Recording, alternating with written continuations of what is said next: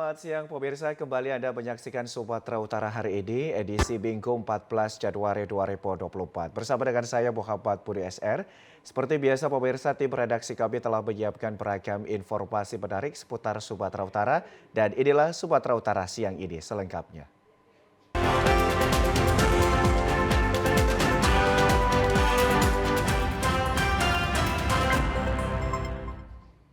Diduga lupa mematikan lilin dan langsung meninggalkan rumah, sebanyak 4 unit rumah di kawasan Kecamatan Medan Baru ludes terbakar. Untuk memadamkan api, petugas pemadam kebakaran menurunkan 7 unit mobil pemadam. Video amatir merekam detik-detik si jago merah menghanguskan 4 unit rumah semi permanen yang berada di Jalan Kapten Patibura, Gang Mandailing, Kecamatan Medan Baru, Sabtu malam. Dalam video tersebut terlihat api begitu marak membakar rumah yang terletak di lokasi padat penduduk. Api pertama kali terlihat dari salah satu rumah yang dihuni oleh seorang nenek. Diduga lupa mematikan lilin kemudian meninggalkan rumah dan langsung menyambar ke seluruh isi rumah. Banyaknya material yang mudah terbakar serta kawasan padat penduduk mengakibatkan api merambat ke 3 rumah yang berdekatan lokasinya dengan sumber api. Petugas pemadam kebakaran berjibaku untuk menjinakkan api setelah berjuang selama 2 jam dengan menurunkan 7 unit mobil pemadam. Akhirnya api berhasil dipadamkan. Beruntung tak ada korban jiwa dalam peristiwa ini, namun kerugian material diperkirakan mencapai ratusan juta rupiah. Tadi saya mau sholat ya bang, sholat tiba-tiba banyak orang teriak ada kebakaran. Langsung keluar itu udah gemeteran bang. Nengok api di sana bang udah besar kali. Videonya pun ada nanti kalau abang mau nengok.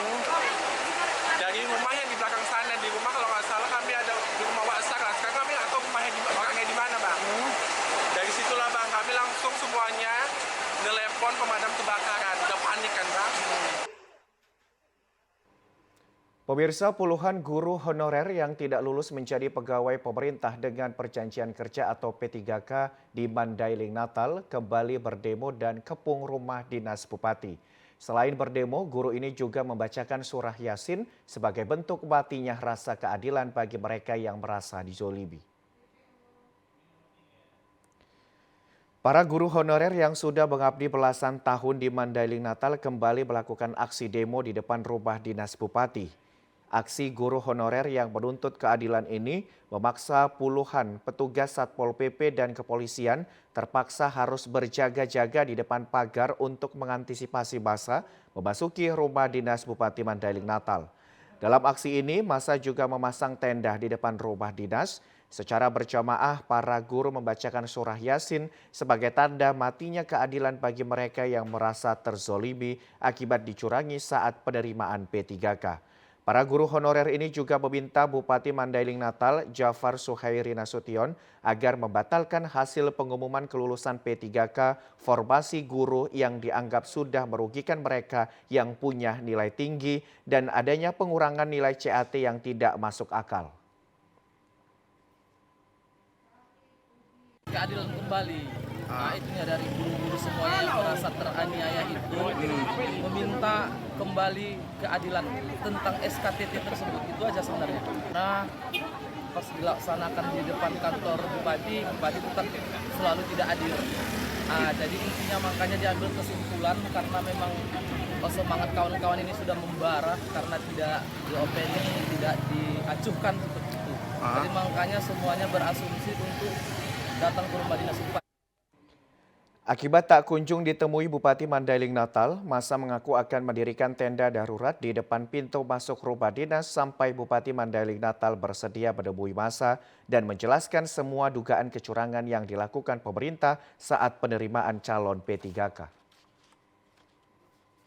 Pemirsa, pasangan suami istri di Kota Medan kompak curi tabung gas di salah satu warung. Untuk kelabuhi korban, pelaku berpura-pura kembali membeli gula pasir agar tak dicurigai pemilik warung.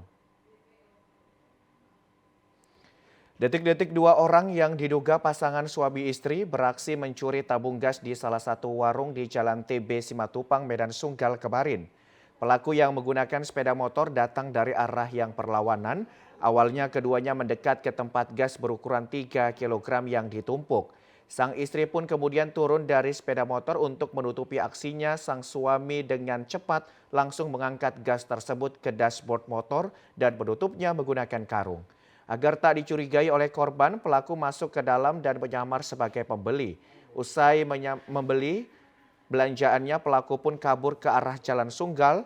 Pemilik warung bernama Harun mengatakan tidak menyadari aksi ini. Dirinya mengetahui setelah adiknya datang dan menanyakan tabung gas yang kurang. Kan ku tengok tabung kurang, ku tengok CCTV. Waktu ku cek CCTV, nggak kurang satu. Ya udah berarti. Ya, Rupanya memang dicuri ya Bang? ya orang ngambilnya juga jelas kalau lihat di situ apa itu kan. Ya, suami nunggu sepeda motor kan. Di sini tiba-tiba langsung ke sini, terus ditutupin pakai karung kalau nggak salah itu Bang. Ada Ngapain belanja. dia, Bang? Dia belanja gula setengah kilo. Belanja gula. Itu dibayarnya? Bayar pakai uang 10.000 kan, kita balikan mesti. Di lokasi ini sendiri sangat rawan terjadinya pencurian. Selama tahun 2023 sudah 10 tabung gas yang hilang dicuri. Padahal lokasi ini hanya berjarak beberapa ratus meter saja dari Mako Polsek Sunggal. Kita beralih ke informasi lain, pemirsa. Medan Zoo masih membuka kunjungan meski kondisi fasilitas dan kandang serta tata kelola lingkungan dinilai jauh dari kelayakan untuk dihuni satwa. Aktivis satwa mendesak Medan Zoo untuk tutup sementara agar tidak mempertontonkan kondisi koleksi satwa dengan kesehatan memburuk serta kondisi kandang yang rusak dan kotor. Kondisi Medan Zoo yang terus kian memburuk menjadi perhatian aktivis satwa Rizka Mukharliza.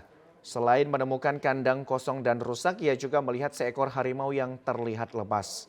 Harimau Sumatera yang diberi nama Bintang Sorik itu merupakan satu dari sejumlah harimau yang disebut dalam kondisi sakit dan butuh perawatan maksimal. Kondisi ini diperkuat dengan kondisi fisik sebagai fasilitas Medan Zoo yang tidak layak lagi.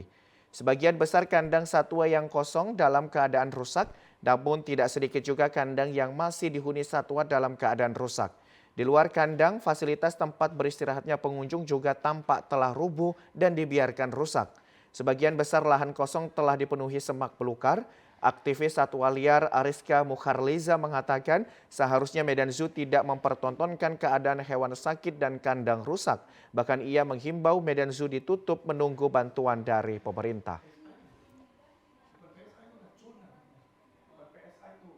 Kalau kita lihat kondisinya memang langsung kita ada di lapangan sama-sama di sini, ada kondisi harimau yang sakit juga di sini dan ada pengunjung juga di sini. Menurut kita sebaiknya itu tidak menjadi pemandangan yang dapat dilihat oleh visitors atau pengunjung sih. Kenapa? Karena selain itu memperburuk citra kebun binatang, itu pun memperburuk citra kita juga sebagai yang ada di Medan Zoo. Ini adalah kota Medan, menurut saya seperti itu. Jadi sebaiknya jika memang di sini ada perhatian khusus dari BKSD dan dari pemerintah, ya kenapa tidak ditutup dulu untuk sementara. Pejabat Direktur Utama Perusahaan Daerah Pembangunan Kota Medan mengungkapkan sejak tahun 2005 Medan Zoo belum ada perbaikan apapun. Kalau kita ikutin regulasi dari animal welfare, ya kan, dari BKSDA, ini kebun binatang ini kan sudah ada dari 2005. Jadi kan itu konsep pola yang lama. Nah, dari 2005 sampai dengan hari ini memang belum ada perbaikan apapun karena belum ada juga APBD yang masuk kemari. Jadi kita sedikit tertinggal memang kalau secara aturan, secara apa yang menjadi keinginan BKSDA untuk animal welfare, kita memang belum bisa mengikutinya gitu. Saat ini Medan Zoo memiliki koleksi 115 spesies satwa, termasuk diantaranya 10 harimau Sumatera dan Benggala. Juga terdapat gajah dan orang utan Kalimantan. Pemirsa, berikut kita ikuti informasi pilihan rakyat.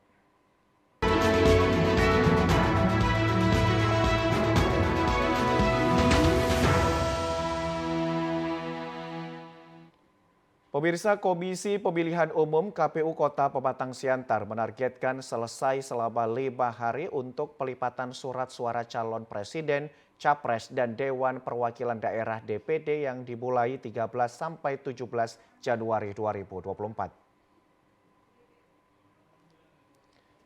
Sebanyak 104 kotak surat suara Capres-Cawapres dan 414 kotak surat suara DPD yang setiap kotak berisi sebanyak 2.000 lembar surat suara mulai dilakukan pelipatan.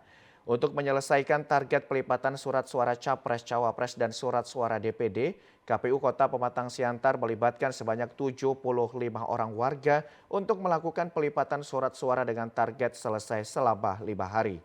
Komisioner KPU Kota Pematang Siantar, Divisi Sosialisasi dan SDM, Nurbaiyah Siregar mengatakan pelipatan surat suara ini terbagi atas 2 kelompok di 2 gudang penyimpanan logistik pemilu milik KPU Kota Pematang Siantar.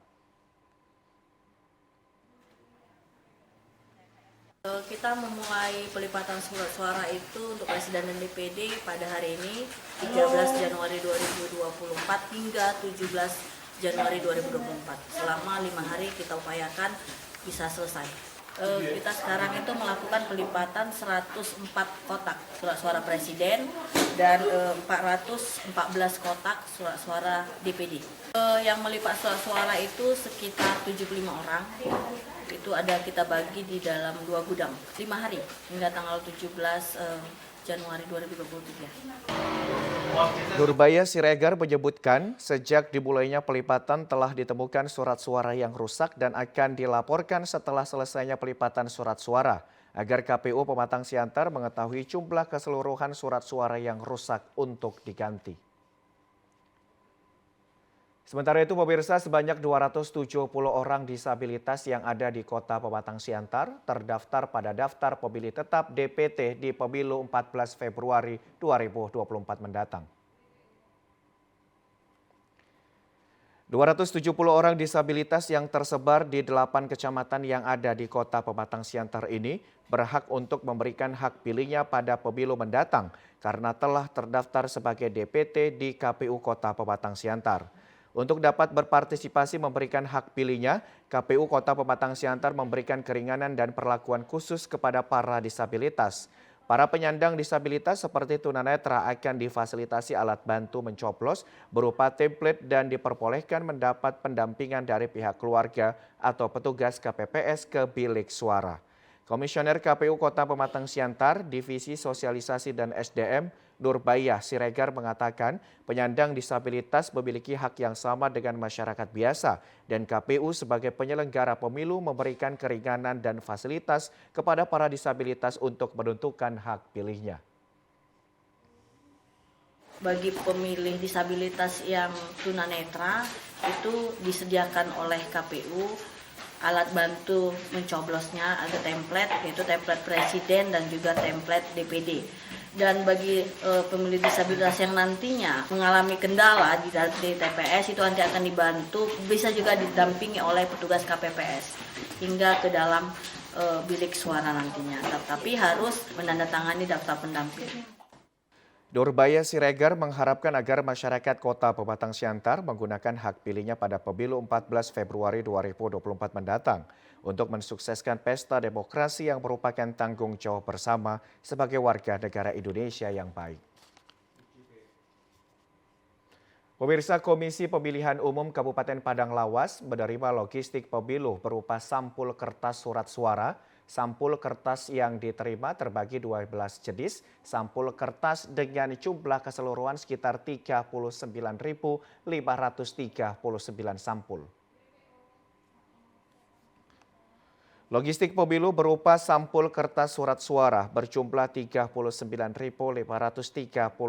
sampul kertas, tiba dan diterima oleh KPUD Kabupaten Padang Lawas. Sampul kertas surat suara yang diterima terbagi menjadi 12 jenis sampul, seperti sampul kertas surat suara sah, surat suara rusak, surat suara tidak sah, serta sertifikat rekapitulasi hasil penghitungan suara. Sampul surat suara kejadian khusus, penyampaian salin hasil penghitungan suara, hasil penghitungan suara pemilihan presiden dan wakil presiden, DPRD Kabupaten Kota, DPRD Provinsi, DPD, serta DPR RI. Saat ini KPUD Palas juga sedang melaksanakan penyortiran serta pengepakan C Plado DPRD Kabupaten Kota. Komisioner KPU Palas Amran Pulungan menjelaskan seluruh sampul kertas surat suara yang diperlukan untuk pemilu 2024 mendatang telah sampai dan kini telah disimpan di gudang milik KPU Palas. Untuk barang lawas sudah selesai dan sudah masuk keseluruhannya. Tinggal kita melanjutkan untuk penyortiran nanti. Kita melaksanakan saat ini yaitu penyortiran logistik yang masuk pada hari ini, yaitu sampul ada 12 sampul yang masuk, mulai dari sampul suara dan formulir sertifikat, ada yang beberapa jenis lagi, itu masing-masing jumlahnya berbeda. Amran juga menjelaskan bahwa KPUD Padang Lawas menargetkan seluruh kegiatan penyortiran dan pengepakan di gudang akhir Januari 2024. Semuanya telah rampung, tinggal persiapan untuk didistribusikan. Pemirsa, KPU Kota Binjai, Sumatera Utara saat melakukan pelipatan dan penyortiran surat suara menemukan ratusan lembar surat suara pemilu 2024 yang rusak. Hingga hari ini, Komisi Pemilihan Umum Kota Binjai masih melakukan penyortiran dan pelipatan kertas surat suara pemilu 2024. Pelipatan dan penyortiran surat suara ini dilaksanakan di gudang KPU Binjai dan di aula kantor Kementerian Agama Kota Binjai. Ketua KPU Binjai, Anton Indratmo, mengatakan dari surat suara pemilihan presiden dan wakil presiden ditemukan 181 lembar surat suara yang rusak. Sedangkan untuk surat suara pemilihan DPR RI ditemukan 119 lembar surat suara dan surat suara DPRD Provinsi ditemukan 60 lembar surat suara yang rusak atau cacat. Untuk surat suara DPRD Kabupaten Kota belum dilakukan pelipatan dan penyortiran. Kerusakan surat suara sebagian besar dikarenakan sobek atau tersiram tinta dari percetakan serta cetakan yang kurang sempurna. KPU Binjai akan segera melaporkan kerusakan surat suara ini untuk sedia diganti.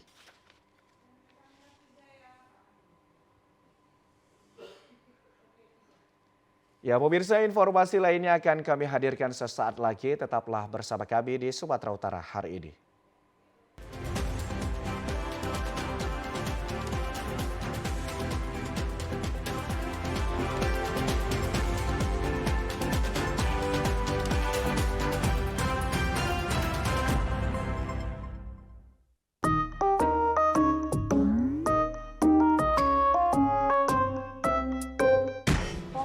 Kali ini kau harus ikut pilihan Mama.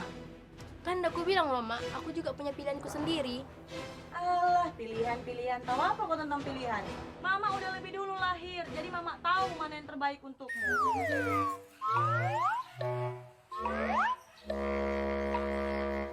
Gak ada itu, Mak. Intinya aku udah punya hak untuk memilih. Pokoknya Mama gak mau tahu. Kau harus ikut pilihan Mama. Udahlah, Mak. Mama jangan paksa anak kita untuk mengikuti pilihan Mama. Dia sudah dewasa, Mak. Dia tahu mana yang terbaik untuk masa depannya, Mak. Kan itu lebih bagus daripada tidak memilih. Toh, siapapun terpilih nanti, mereka putra terbaik bangsa Indonesia. Ah, Bapak ini pun sama aja, bela-bela Mirna aja terus. Intinya, Mak, aku udah bulat sama pilihanku sendiri.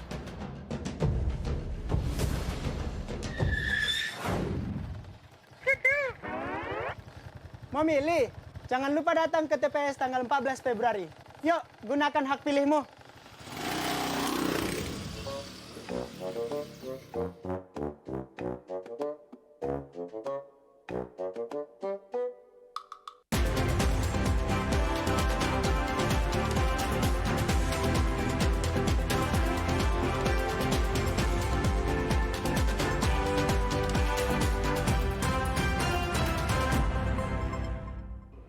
Terima kasih Anda masih bersama dengan kami. Pemirsa, bernostalgia sambil menikmati kuliner zaman dahulu tentu mempunyai sensasi tersendiri bagi sebagian orang yang saat ini menginjak usia di atas 50 tahun. Makanan zaman dahulu di kala itu tentunya sudah jarang ditemukan, namun kuliner Bandar Kajum, Kota Tebing Tinggi masih menyajikan makanan khas zaman dahulu.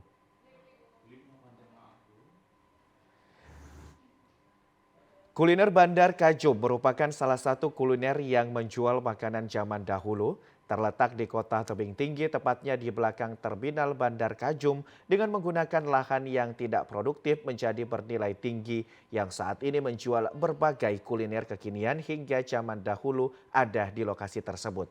Buka setiap hari Sabtu dan Minggu dari pukul 7 pagi hingga pukul 12 siang setiap minggunya. Yang menjadi keunikan kuliner tersebut, pembeli tidak diperkenankan membeli dagangan dengan memakai uang resmi, namun harus menukarkan terlebih dahulu dengan kepingan kayu. Untuk kuliner yang dijajakan di stand tersebut berupa tiwul, waji, getuk, cenil, lupis, serta kuliner lainnya. Tak lupa juga makanan aneka mie pecal banyak disajikan di stand tersebut. Begitu juga dengan minuman khas jadul seperti es dawet, wedang ronde, es tebu, cendol panas, serta minuman lainnya. Susi, salah satu pengelola di kuliner Bandar Kajum, mengatakan bahwa sajian lebih mengedepankan sajian masakan khas zaman dahulu sehingga nostalgia akan makanan zaman masih kecil masih ditemukan sekarang. Begitu juga cara membelinya dibuat sedemikian jadul dengan menggunakan kayu, sehingga pengunjung yang datang serasa dapat mengulang kembali masa-masa kecil dahulu kala. Satu kayu, silahkan berkunjung ke kuliner Bandar Kajum atau KBK, di mana kami menyajikan makanan yang ada di zaman dulu dan yang kekinian. Kita bisa mengambil tikar, hanya satu kayu, bisa duduk di bawah pohon mahoni, jadi sambil bersantai sambil menikmati sarapan pagi kita. Warga masyarakat Kota Tebing Tinggi dan sekitarnya untuk datang berkunjung ke kuliner makanan Bandar Kajum Kota Tebing Tinggi agar bernostalgia dengan kuliner zaman dahulu. Pemirsa, seorang pedagang durian di Kabanjahe, Kabupaten Karo melakukan atraksi membuka buah durian tanpa menggunakan alat, melainkan dengan cara menggigit langsung kulit durian walaupun keras dan berduri. Joni Ginting, pedagang durian yang unik dan langka. Lapaknya berada di Jalan Rakuta Brahmana atau Jalan Kota Cane, Kabanjahe, Kabupaten Karo. Joni pedagang durian yang telah dikenal oleh banyak pelanggannya karena mahir memilih varian durian yang manis dan pahit sesuai keinginan pembeli. Selain itu, di lapak dagangannya ini ada yang berbeda. Dirinya melakukan atraksi membuka buah durian tanpa menggunakan alat seperti pisau atau parang, melainkan membukanya dengan mulut dan menggigit langsung kulit durian walaupun cukup keras dan berduri. Atraksi ini menjadi keunikan yang menarik pembeli. Joni Ginting mengatakan awalnya mengikuti usaha orang tua dan berkembang hingga saat ini.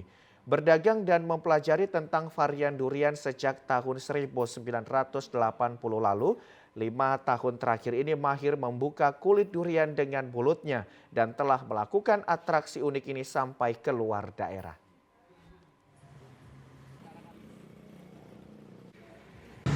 Saya mendapat ide-ide itu, artinya karena saya melihat konsumen itu menikmati durian itu tidak nyaman gitu. Jadi saat ini saya buat supaya konsumen yang penikmat durian itu nyaman untuk menikmati durian bersama dengan keluarga mereka semua gitu. Jadi di situ kita buat itu atraksi itulah salah satu contoh kecintaan saya kepada durian. Jadi saya mempelajari trik-trik durian itu semua. Atraksi pedagang Joni Ginting membuka durian dengan menggigit kulitnya ini menjadi daya tarik tersendiri dan tentunya mengejutkan untuk menghibur para pembeli. Ya pemirsa, informasi tadi menutup perjumpaan kita pada program Sumatera Utara hari ini. Saya Muhammad Budi SR beserta seluruh kerabat kerja yang bertugas pamit undur diri dari hadapan Anda. Terima kasih, selamat siang dan sampai jumpa.